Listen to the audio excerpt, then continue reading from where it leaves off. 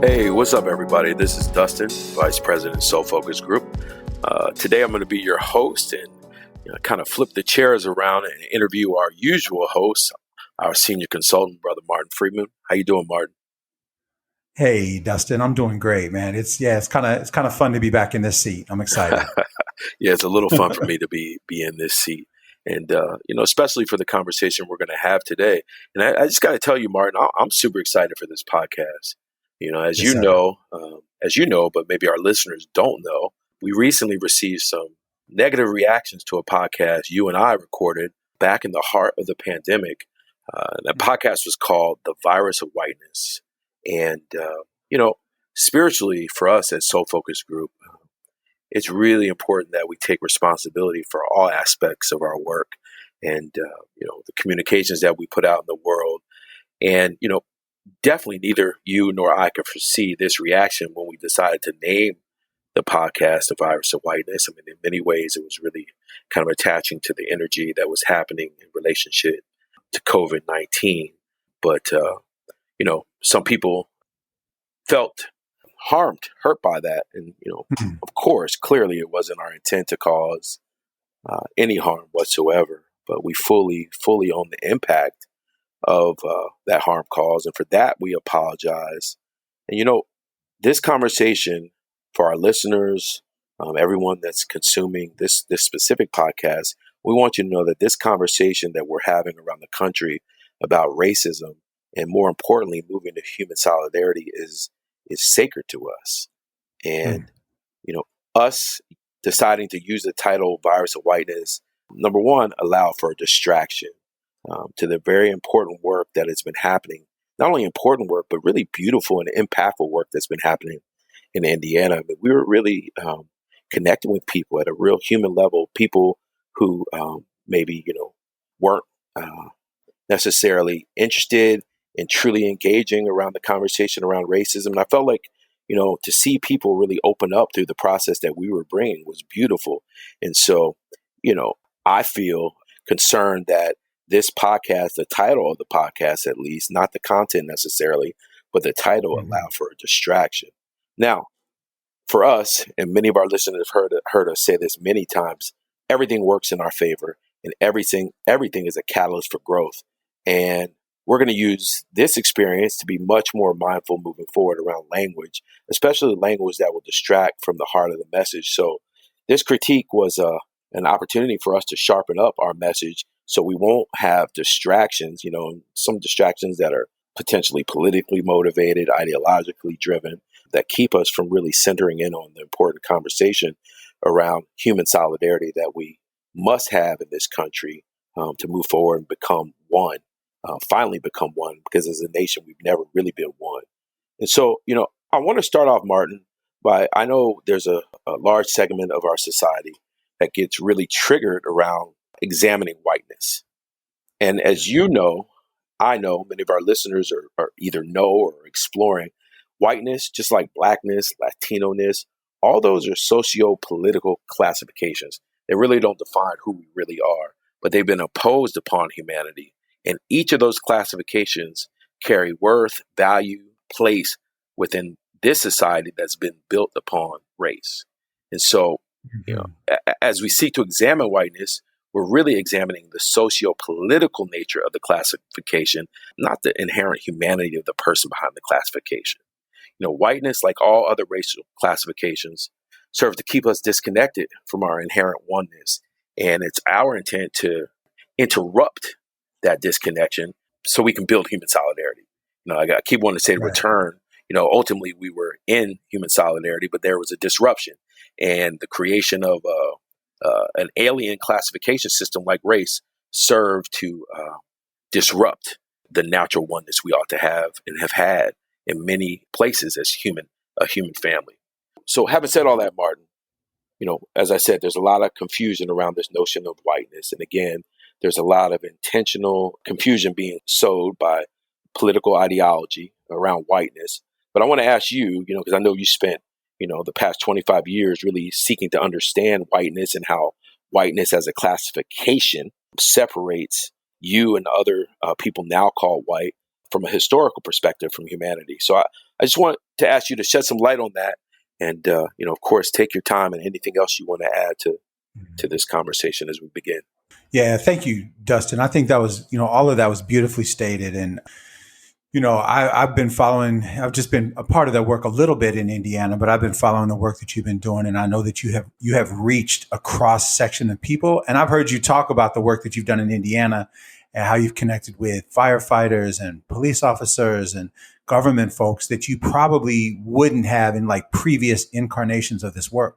I've heard you hold that up all around the country as some of the most powerful work that you and we have been doing. So I just want to say that, and we've been reaching people, like I say, a cross section of folks, white folks, people of color in this work that we just previously weren't reaching. So anything that happened that disrupted that work, and my role in that, I profusely apologize. As you know, Dustin, and I've talked about this on a lot of podcasts, and you and I have talked together and my D too. Part of my growth and my journey is to get away from conflict. I've been kind of lately I've been referring to myself as a conflict addict.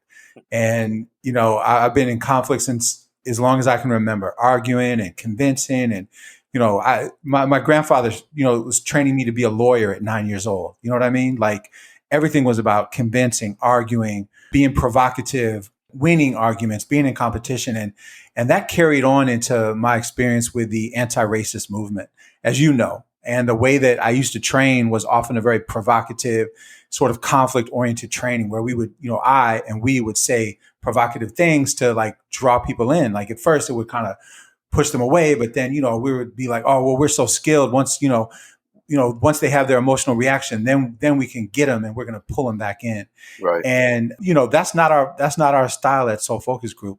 And what I apologize for, Dustin, is that I think I fell back into that a little bit, because the intent of recording those podcasts certainly was not to alienate other white people. Really, and I know people are probably laughing right now, but it was really to draw people in, because the idea is that all of us were something else before we were white.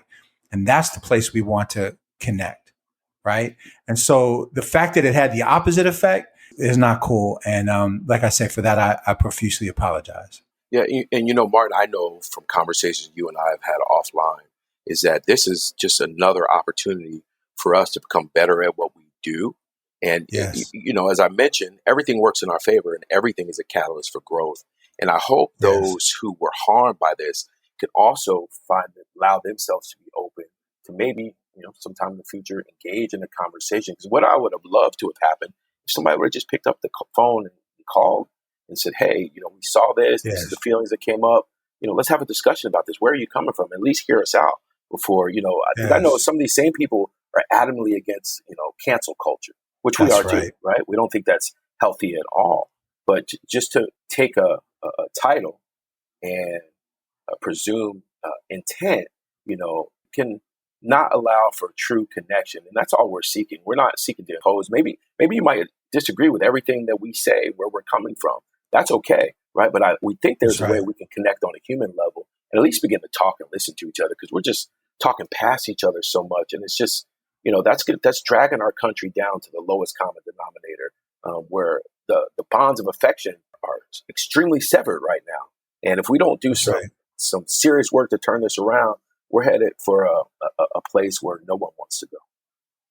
That's right. Yeah, 100%. And it's continuing. It's just new ways to separate and divide us. And, the central thesis of what we talk about with race and racism is that all of race and racism was done externally to divide those that would naturally come together.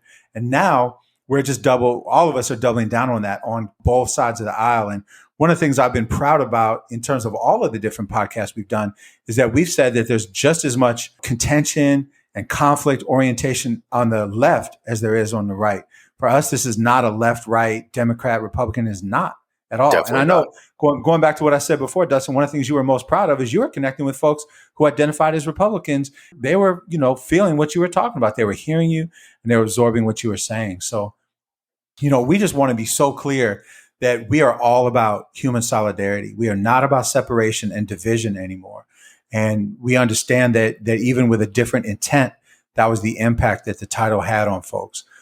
So for us, as you said, Dustin, you know, one of the most important things is that we differentiate between white people and whiteness, right? Just like we need to differentiate from blackness and black people, right? Asianness or indigenousness or, nativeness or Latino-ness and the people, right? Right. Right. Because we are not our skin color. We are not our hair texture. We are not our facial features. If you don't have to go that far back in human history to find a time when none of those classifications existed. None of them. And Right. not to say we didn't have divisions, Dustin, but our divisions were not based on skin color, hair texture, and facial features. So that's what we know. And when we talk about whiteness or any other racialization, what we're talking about is a false construct that's been put on us, right? And even the concept of being European, that's a relatively new concept. For thousands of years before there was a European, there were different tribal groups that were living. So all of us that are now white, before we were white, we were European. Before we were European, we came from different nation states, or different like cultural or ethnic identities, like myself being Jewish. And then before that, we came essentially from tribes. We lived tribally, right? And when we talk about Europeanness first and then whiteness second being imposed on what's now called white people, that's what we're talking about. We're saying that there is no such thing as white people. And, I would say that even when people talk about an ideal of whiteness, even people that proclaim themselves as white supremacists, they're really only talking about one group of Europeans. They're not talking about everybody that's come to be white. All of us that have come to be white, and we have to understand too that we all became white at really different times, Dustin. I know you know that, right? I Right. mean, we both know this because we talk about it all the time. And it's so important to say that there is no monolithic idea of white. And one of the easiest ways to understand that is that we became white at very different times. And the reasons for more people to become white were political reasons. There were socioeconomic reasons, right? The only people that were white in 1691, when it became a legal racial classification in the colony of Virginia, were British people. The English were the only ones at the very beginning. And soon after, other Northern Europeans would be white. But the French don't become white till at least a little bit later on. The Germans don't become white until the mid 1800s. The Italians and the Irish saw like overt oppression. The Greek, Irish Catholics especially, the Greek people in this country had Jim Crow laws in states like Arkansas into the 1900s against them. So they were clearly not seen as white. Now all these groups are seen as white. Myself being from Eastern European Jews, definitely not seen as white till probably around 1950, at least. And when I say white, I'm really speaking of fully white, because even as people from Europe came over, it was clear that they weren't going to ultimately be classified with black.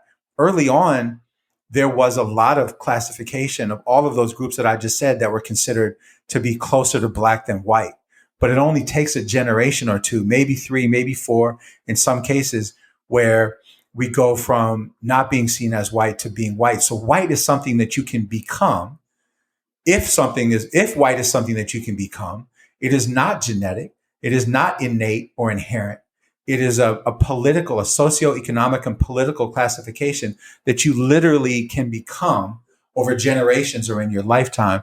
And it's really just based on access, right? Institutional, systemic, and structural access. So that's what whiteness is. Right. Whiteness is that external thing. So we want to be so clear that when we talk about it, anytime we talk about it, we're talking about whiteness as something that needs to be addressed, not white people. Because when we look at white people, Dustin, we see the people first. That's what we see. We see the humanity. And that's why we're all about connection, and we're not about disconnection, and we're not about separation, and we're not about conflict. That's not what we're about anymore. I told you, I've had to go in recovery from conflict. I've had to be on a conflict diet.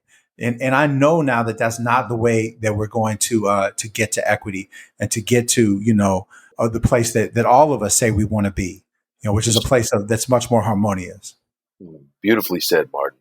And so what I would like you to do is I want to slow down just for a little bit, and I want to Sure. go back because most people don't understand everything you just laid out. And so I want you to Right. just sit down for a moment on what was happening, especially here in the what was becoming the United States of America when this socio-political classification of whiteness was being developed? What was going on that drove the race constructionists? Because we say that whiteness, blackness, all this is a construct, right? And of course, as you said, Right. for those of our listeners who are religious, if you are a Christian or Muslim, if you read your holy text, the Bible, the Quran, there's no mention of race, right? We're never been, for the Correct. vast majority of human history, we have not been classified by race, but race was created very intentionally. So if you could just sit down a little bit on why was whiteness developed? What was the driving political forces behind this development? Yeah, political and economic, right? So, it's important to understand the way that Europeans immigrated to what's now the United States. And, and also we say the Caribbean islands, because that's where most people went first. The wave of immigrants, the first wave was really business people that were coming over here to get wealthy for themselves, but also to find wealth for the kings and the queens. And that really happens during, what we would say would be the 1400s and the 1500s. And it's, originally mostly from Spain and Portugal. There are Dutch explorers early on, Italian explorers, and we say explorers, depending on your exploring is maybe a little bit of a benign way to say it, but these are really people that are looking to colonize and they're looking to extract, ores, gold and silver and other precious metals and take them back to the kings and queens, bring them wealth, live in wealth themselves. That's certainly, when we study Christopher Columbus, we certainly understand that that's why Christopher Columbus was coming to this part of the world to try to find India. He was trying to find a new trade route. It was about getting wealth. And the combination is there was also an idea that was just really beginning. We could probably trace it back to, like around the year, the early thousands, I guess you could say, which is this idea that European and British, quote unquote, the European man or the British man was made in the image of God, quote unquote. And so it starts to be an idea of separateness or separation.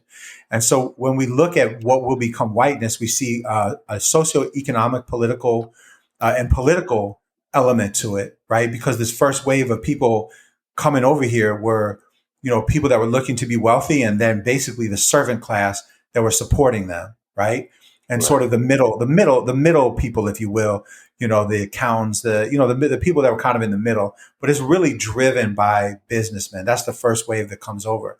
And so it's important to understand that the establishment of these colonies, the Spanish, the Portuguese, the Dutch, and then later on the British colonies, is done for those purposes, right? When they come here, they find indigenous people that have been living on the land for tens of thousands of years.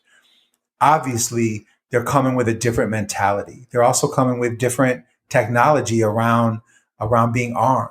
And so the land, in some ways, maybe slowly and more, in a way that seemed at least to be based on treaties and different things, the land starts to be taken by the Europeans from the indigenous people, sometimes and often very violently. To just look at the history, the first person accounts of a Spanish priest, Bartolome, I always say his name wrong, de las Casas. If you look at first person accounts of his writing, he speaks to the brutality in many ways of what was happening in what we now call the island of Hispaniola in Puerto Rico.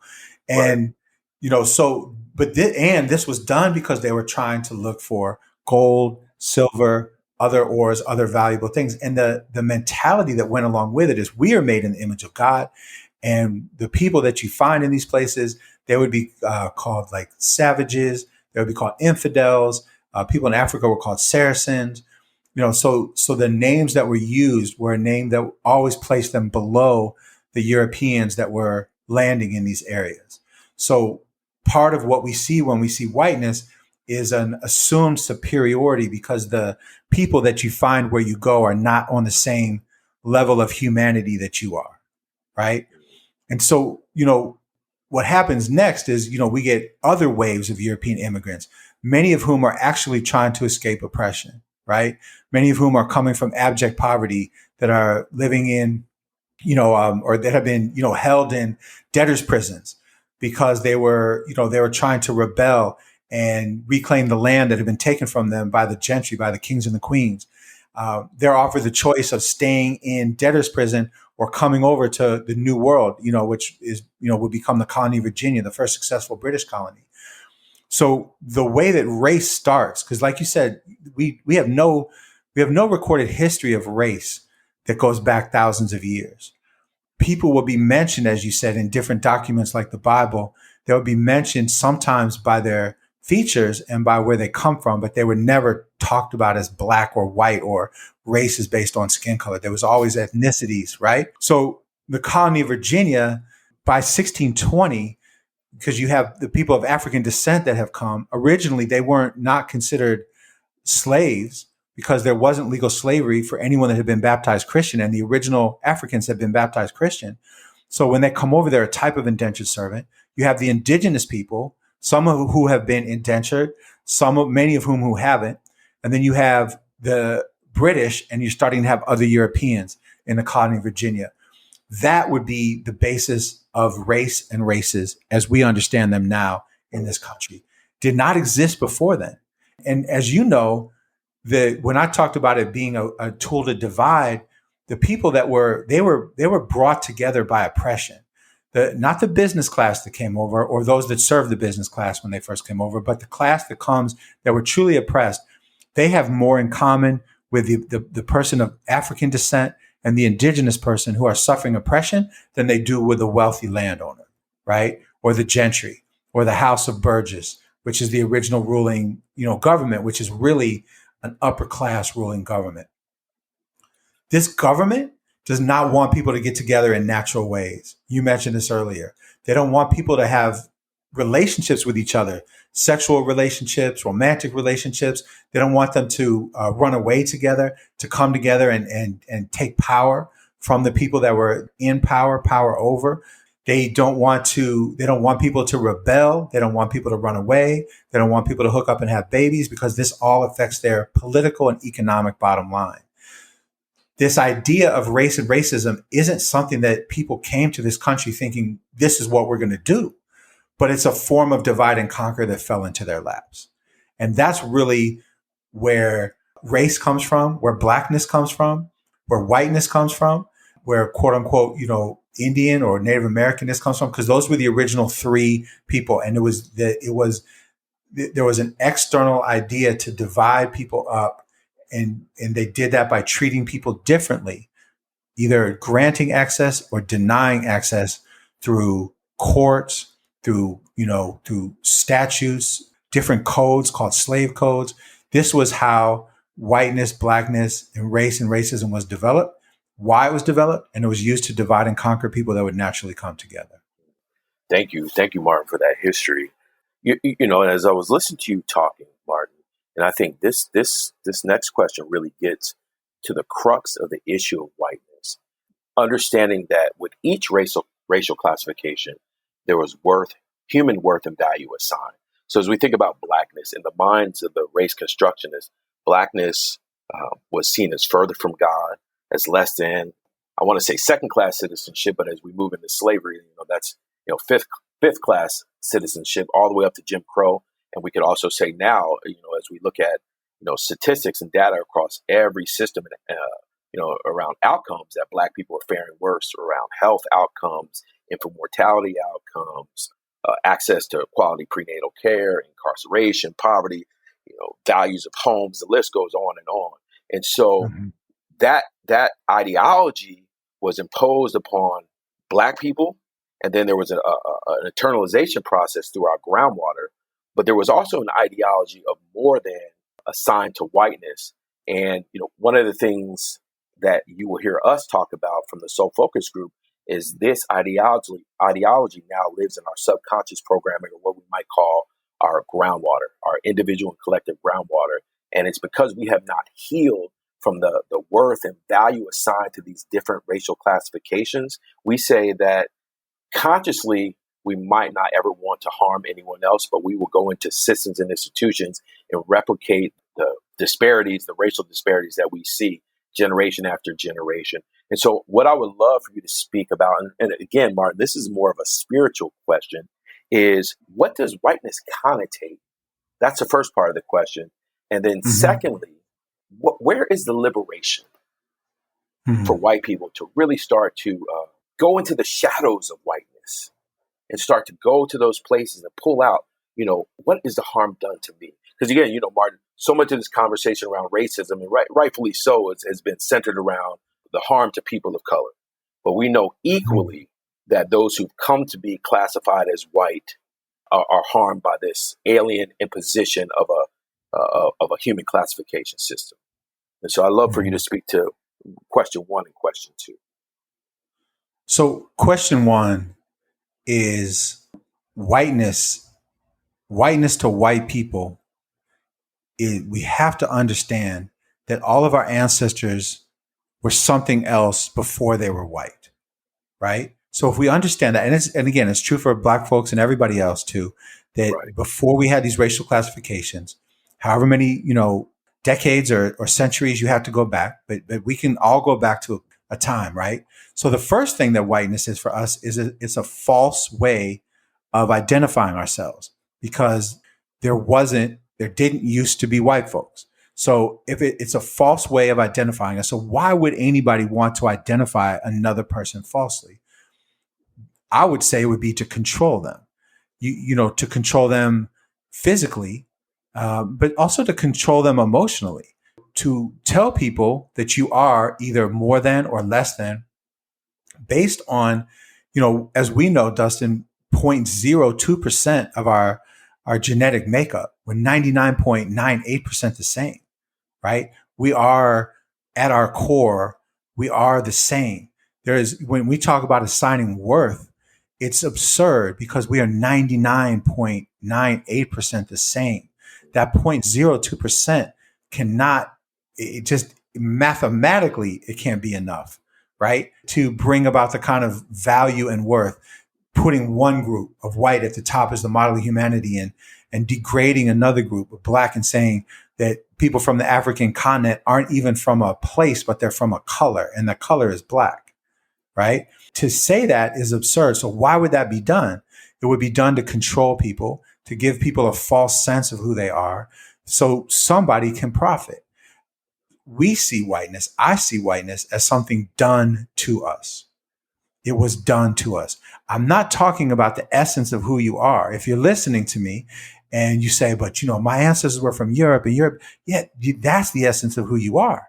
The essence of who you are is European, and then French or German or whatever, and then tribal before that, the Germani tribe. If you're German now, at some point, your ancestors were from the Germani tribe.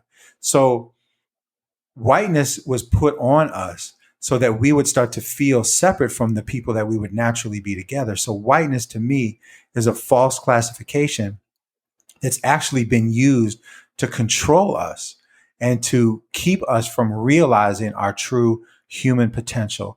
And in order for us to be able to realize our true human potential, we have to connect with our own humanness and other people's humanness. In order for us to be the greatest human beings we can be, we have to see ourselves in other people, and for us to see them in us, right? Well, and Martin, because you're saying a lot. Why is this so hard for people to see? Because, there's all this resistance, we see in our news feeds around, all this resistance around critical race theory being taught in schools and higher education. Now we know a lot of that, the vast majority of that is political manipulation. The same manipulators that have been manipulating people since the beginning of the country, right? We know that.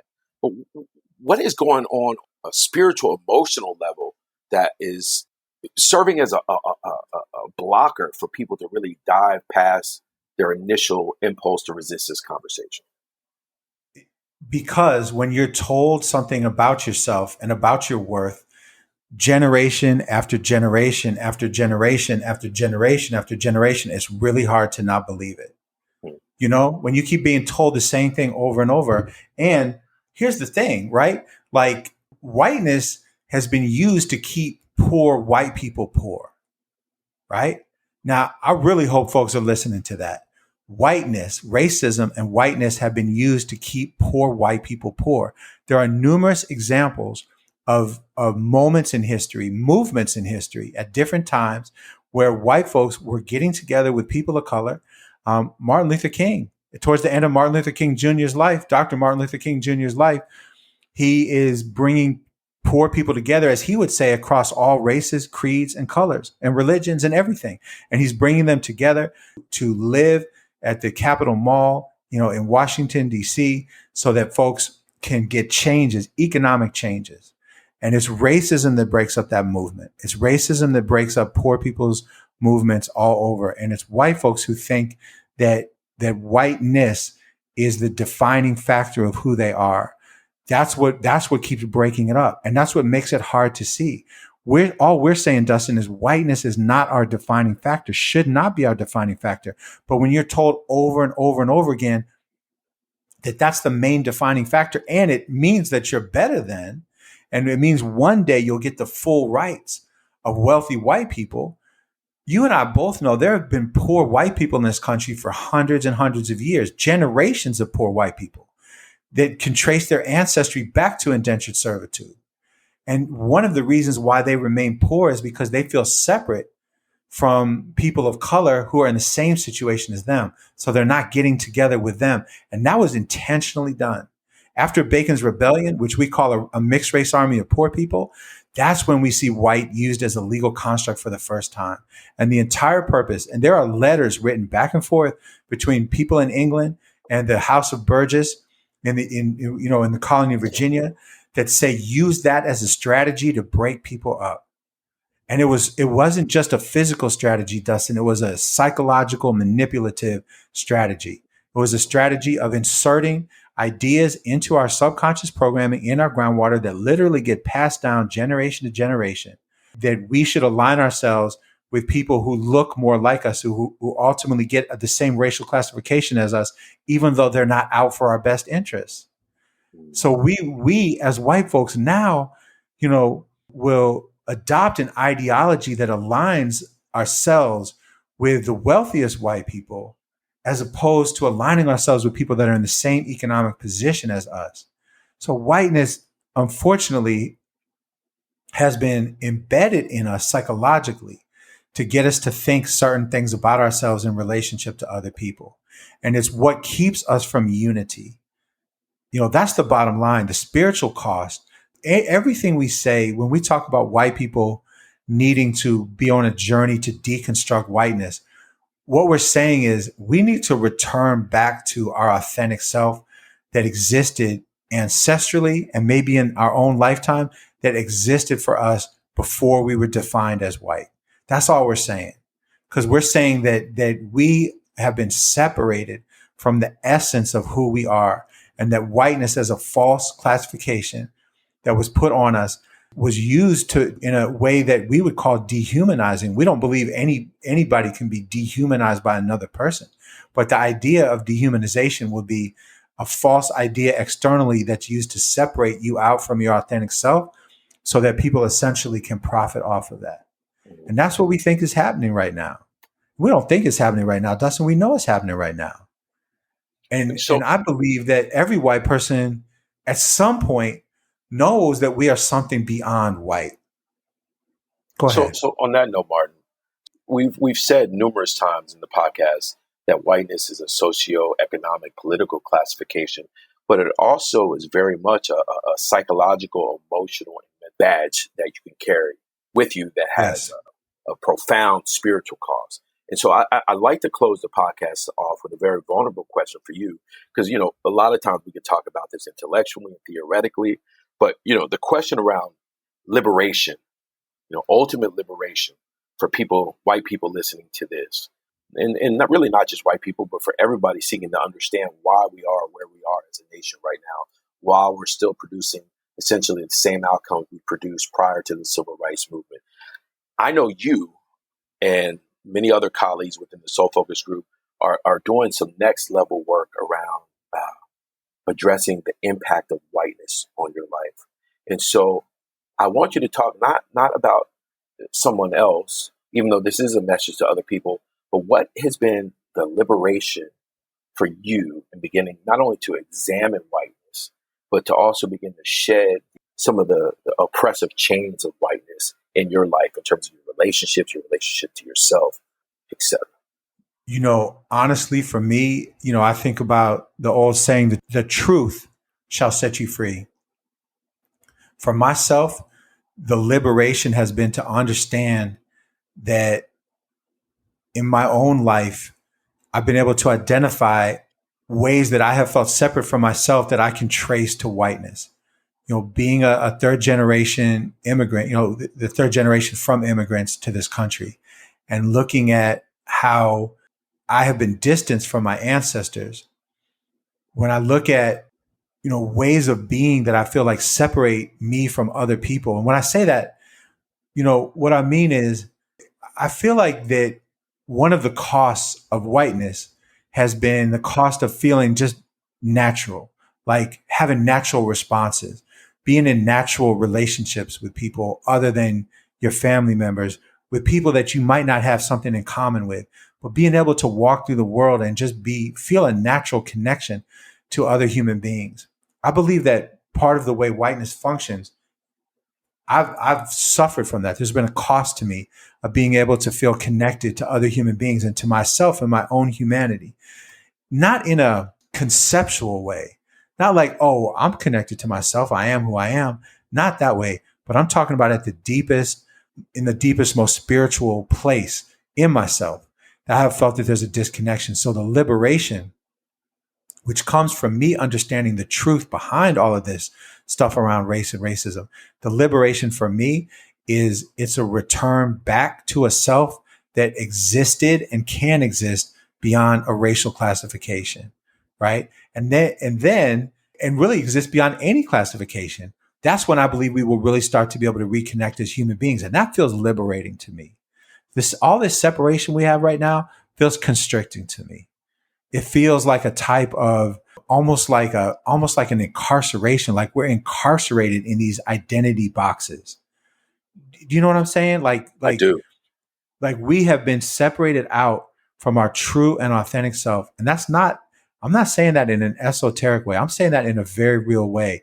My journey is not a journey to become something else or different, but my journey of liberation is a journey home to who I really am. And that who I really am exists before these false classifications that were put on me. And I want that for myself, and I want that for anybody and everybody that feels like you can't be fully yourself. And what we're working on right now is we're starting at the place of just understanding what whiteness is. We have never been able to examine whiteness, and it's one of the reasons why people confuse the idea of whiteness with white people, because we've never really understood it. So our journey to understand it is a journey of openness and honesty and acceptance to find out, like, what is going on for us? What is really going on for me around whiteness? And it feels, I'm going to just be honest with you, I'm already feeling liberation. I'm already feeling a return to something that's different, that's not defined by whiteness. And this is, as you said many times, other times and today on this podcast, this would be a journey we want everybody to be on.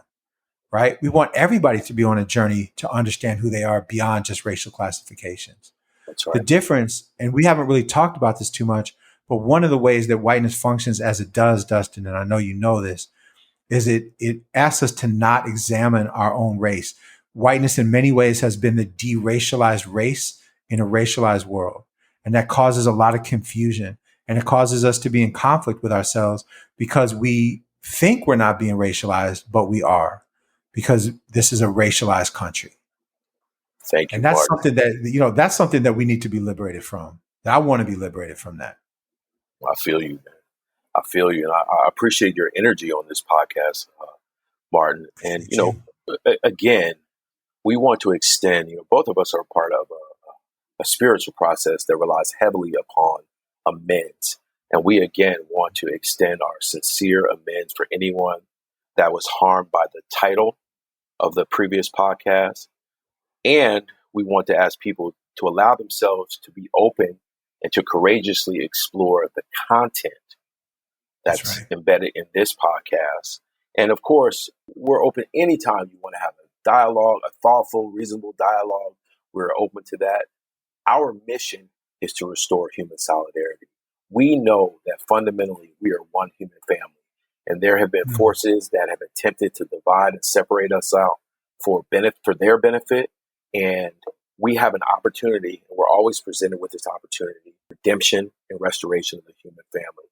And so we want to thank you all for listening to this podcast. Please reach out if you have any questions, any thoughts, you'd like to share any honest, sincere discourse. We're always open to that. Yes. Definitely want to thank you all again for listening. We love you, and to always stay so focused. Peace.